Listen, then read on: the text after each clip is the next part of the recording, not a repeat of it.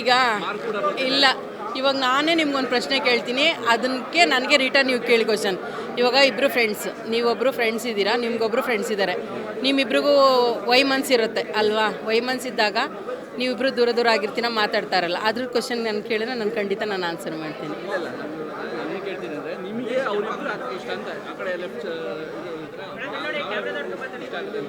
ಯಾಕೆ ಇಷ್ಟ ಅಂದರೆ, ಕಿಚ್ಚ ನನ್ನ ಅಣ್ಣ ಅಂತ ಹಾಕ್ಸ್ಕೊಂಡಿದ್ದೀನಿ, ಸುದೀಪ್ ಅಣ್ಣಗೆ ಅಣ್ಣ ಸ್ಥಾನ ಕೊಟ್ಟಿದ್ದೀನಿ ನಾನು.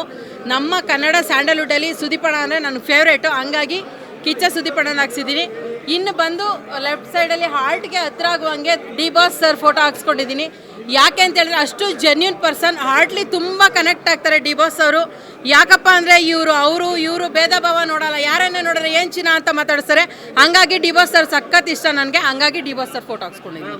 ದರ್ಶನ್ ಅವರ ಅನುಪಸ್ಥಿತಿಯಲ್ಲಿ ಸಿನಿಮಾ ನೋಡ್ತಿದ್ದೀರಾ, ಏನು ಅನಿಸ್ತಿದೆ ಅಂತ? 2 ವರ್ಷದಿಂದ ಕಾತರದಿಂದ ಕಾಯ್ತಾ ಇದ್ದು. ಆ್ಯಕ್ಚುಲಿ ಬೆಳ್ಳಿತೆರೆಯಲ್ಲಿ ಯಾವಾಗ ಇಷ್ಟು ಮಟ್ಟಿಗೆ ಫಿಲಿಮ್ ಬರುತ್ತೆ ಅಂತ ಹೇಳಿ. ಇವಾಗ ಡೆವಿಲ್ ರಿವೀಲ್ ಆಗಿದೆ ಇವತ್ತು.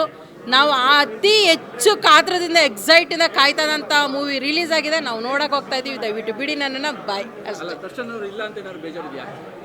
ಇಲ್ಲ ಸರ್, ಅವರೆಲ್ಲೇ ಇದ್ರು ನಮ್ಮ ಆರ್ಟಲ್ಲಿ ಇರ್ತಾರೆ ಸರ್.